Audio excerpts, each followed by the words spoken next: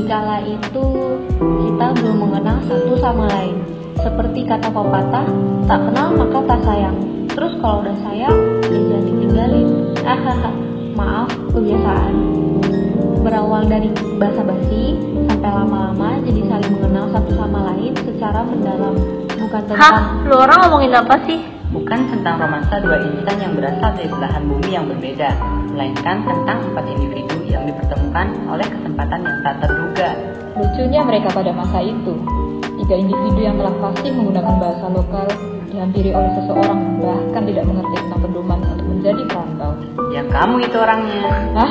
Ya kah? Iya, waktu itu kamu pertama datang ke Taiwan diem banget. Iya, diem banget. Kayak bingung gitu. Ya ampun, ya kali. Salah. Ya ampun. Tidak ada habisnya jika kita terus bernostalgia tentang masa lampau. Kita bisa mengenangnya, tapi kita tidak dapat mengulangnya. Sama seperti ketika hubungan asmara antara kamu dan dia telah kandas, yang pada akhirnya masing-masing dari kalian harus melanjutkan hidup di jalan yang telah kalian tentukan. Mantap.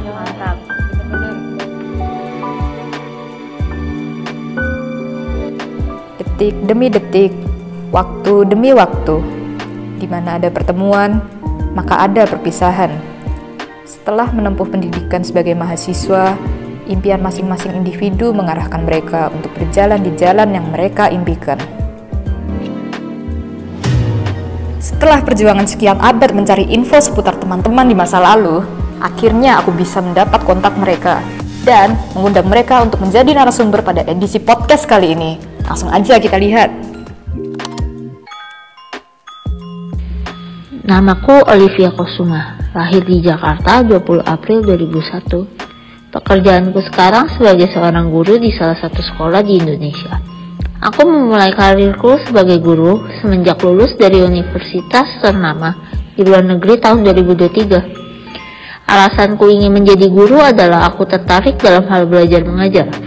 Awalnya aku terinspirasi dari salah satu film, dan dalam film ini aku mengenal banyak sekali motivasi tentang sistem pendidikan yang sekarang aku jadikan pedoman dalam belajar mengajar.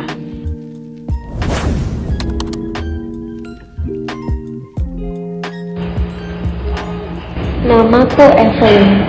Aku bekerja menjadi motivator sejak lulus kuliah pada tahun 2023. Kenapa aku mau menjadi motivator?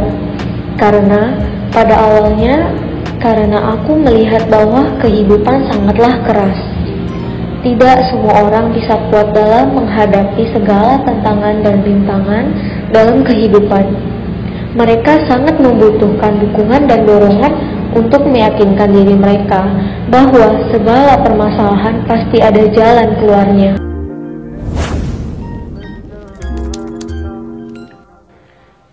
Namaku Muhammad Nur Fatwa. Aku lahir di Cianjur 22 Oktober 1999. Pekerjaanku sekarang yaitu menjadi pimpinan yayasan dari cabang Nurul Iman di Cianjur. Aku memulai karir ini sejak 4 tahun setelah aku lulus S1 dari Universitas Seci Sains and Teknologi. Alasanku kenapa memilih menjadi pimpinan yayasan, yaitu karena yayasan yang aku pimpin itu adalah yayasan yang disediakan untuk orang yang kurang mampu. Dan di sini juga aku menyediakan pendidikan hingga S1 tanpa biaya apapun. Oke, jadi video yang udah kalian lihat tadi itu kumpulan orang-orang sukses yang akan aku wawancara pada hari ini. Dan inilah mereka udah ada duduk di hadapanku. Nah, dimulai dari yang pojok sini, dia namanya Olive. Dan yang di sebelahnya Evelyn. Lalu di sebelahnya lagi itu Fatwa. Nah, tadi kita udah lihat kan betapa kerennya gitu loh. Mereka sukses banget, sukses parah, gila. Pokoknya wah, sangat menginspirasi dan nah, langsung to the point aja. Aku mau tanya nih, siapa sih yang menginspirasi kalian dan apa sih yang menarik dari orang ini sehingga membuat kalian terpengaruh? Langsung aja Olive jawab. Jadi bagi aku sih yang benar-benar menginspirasi aku menjadi seorang guru itu adalah salah satu film Hong Kong judulnya Big Brother. Di film ini ada mengatakan seberapa lama saya mengembara dari barat ke timurnya, saya selalu merasa ada seekor elang yang mengikuti saya, dan seberapa jauh ia pergi dan seberapa tinggi ia terbang, ia itu akan kembali ke titik awalnya, yaitu mengembangbiakan generasi selanjutnya. Nah, dari fenomena ini juga saya kayak kepikiran, wah itu sungguh sangat mulia, dan ya saya ingin menjadi seorang guru. Terus kalau dari Evelyn bagaimana? Kalau aku sendiri sih, aku terinspirasi dari Master Chen ya.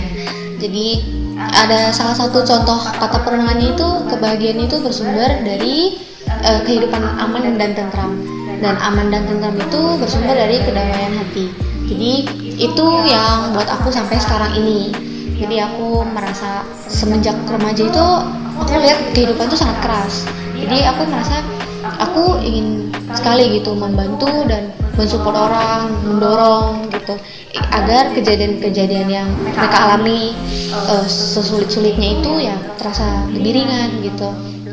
Dan aku pun merasa masa Senin ini beliau ini sangat bijaksana ya, jadi aku merasa ingin seperti beliau. Keren. Kalau Fatwa gimana? Untuk orang yang berpengaruh selama ini ya dalam dunia karir yang aku jalani, ya nggak jauh sih, yaitu orang-orang yang aku temui selama dari kecil dan sampai sekarang itu ya mereka yang membuat aku jadi seperti ini. Terlebih ketika dimana aku waktu itu waktu kuliah, nah itu aku kuliah di situ aku merasa aku bertemu dengan orang-orang yang spesial yang mana mereka membantu mengembangkan kemampuan diriku gitu. Nah mereka juga yang telah membantu aku kayak memberikan pemahaman tentang kehidupan, dan ya karena aku waktu itu kuliah alhamdulillah dapat kesempatan kuliah di Science University and Technology. Di sana menurutku tidak hanya diajari tentang pendidikan umum aja, tapi di sana juga aku merasa dapat pendidikan tentang kehidupan gitu, tentang cara komunikasi antar sesama, gimana cara menjadi pemimpin yang baik. Nah itu menurutku sangat penting sih dalam karir yang aku jalani ini, berpengaruh banget gitu. Oke. Terus nih, dari awal kalian memulai karir sampai sekarang, apa sih biggest failure yang pernah kalian alamin dan bagaimana cara kalian nge-handle itu? Dan aku juga mau sekalian kalian kasih motivasi buat orang-orang yang dengerin podcastku ini. Ya, pasti mereka kan juga dalam hidup ini mereka juga masih merintis karir, mereka juga ada yang mau mencapai kesuksesan. Nah, aku mau kalian motivasi mereka biar mereka jadi makin semangat. Mulai dari Olip lagi. Kalau ngomongin biggest failure sih sebenarnya banyak sekali. Jadi aku sering merasa gagal beberapa kali, dan yang membuat aku merasa ya yang paling penting pokoknya aku akan menceritakan tentang challenge jadi seorang guru, yaitu salah satunya itu adalah memotivasi seorang anak murid. Jadi seperti halnya dalam film Big Brother ini, si Donnie Yen pemeran utama merasa murid anaknya ini sebenarnya itu adalah seseorang yang baik, yang mudah diatur, tetapi menurut orang lain itu kayak sangat nakal gitu, kebalikannya lah. Udah gitu si Donnie Yen ini berhasil memotivasi seluruh anak untuk ya memberikan arah gitu ya, untuk menjadi seseorang yang bisa berguna. Jadi ya motivasi yang bisa aku berikan ke kalian ini yang mendengarkan podcast, yaitu kita sebagai seorang guru tidak sepantasnya untuk mengajarkan anak murid itu bagaimana cara mengerjakan tugas atau cara ngerjain ulangan, tetapi kita lebih baik memotivasi mereka untuk menjadi seorang anak yang baik dan biarkan mereka memilih jalan yang mereka sendiri. Oke. Oke, terus dari Eve? Kalau aku sih merasa waktu itu kegagalan terbesar aku itu di saat aku lagi keadaan terpuruk gitu, tapi aku sendiri itu nggak bisa gitu berpikir jernih dan bijaksana. Jadi aku juga mikir kalau misalnya aku aja kayak gitu ya gimana aku bisa malah mensupport orang gitu kan. Jadi ya aku tetap langsung berpikir kalau ya aku harus bisa berpikir jernih dan bijaksana gitu biar bisa mensupport orang. Jadi kalau pesan dari aku itu ya jangan takut gagal, dan yang paling penting juga jangan gampang menyerah gitu. Jadi karena kan kegagalan itu adalah kesuksesan yang tertunda gitu. Nah, Fatwa terakhir. Kegagalan ya. Kalau ngomong kegagalan, setiap orang sih pasti pernah kan gagal. Nah, untuk aku sendiri, kegagalan terbesar yang pernah aku alami dalam dunia karir yang aku jalani yaitu ketika aku pertama kali terjun ke dunia pendidikan, di mana waktu itu aku mau membangun lembaga kursus bahasa asing.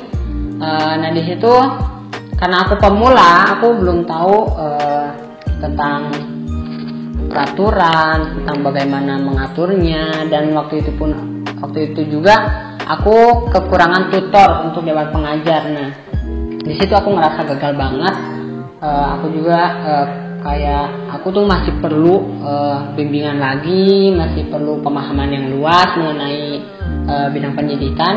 Nah, tapi walaupun aku ngerasa gagal, di situ aku ngerasa diri aku tuh mulai penasaran dan mulai mau membangun jiwa keberanian untuk berani terjun di dunia itu. Nah, dan lama-kelamaan setelah aku research, cari tahu bagaimana membangun sebuah lembaga institut pendidikan, aku pun ya alhamdulillah sekarang udah bisa membangun yayasan Hasanul Iman, cabangnya yaitu di Cianjur.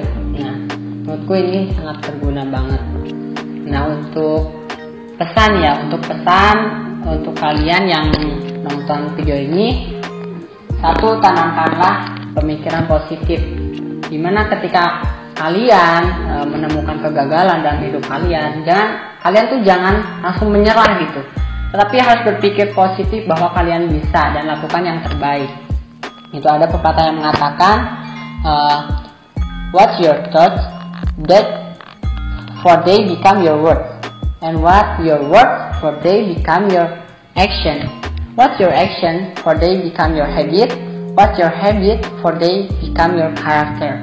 What's your character for they become your destiny. Ini artinya yaitu dimana apapun yang kamu pikirkan itu akan menjadi apa yang kamu katakan, dan apa yang kamu katakan itu akan menjadi apa yang kamu lakukan, dan ketika kamu melakukannya berkali-kali itu akan menjadi karakter yang ada dalam diri kamu, dan ketika itu sudah menjadi karakter, itulah takdirmu. Makanya pemikiran yang positif itu harus ditanamkan dalam diri kita. Dalam kata lain, what's your thing, they become.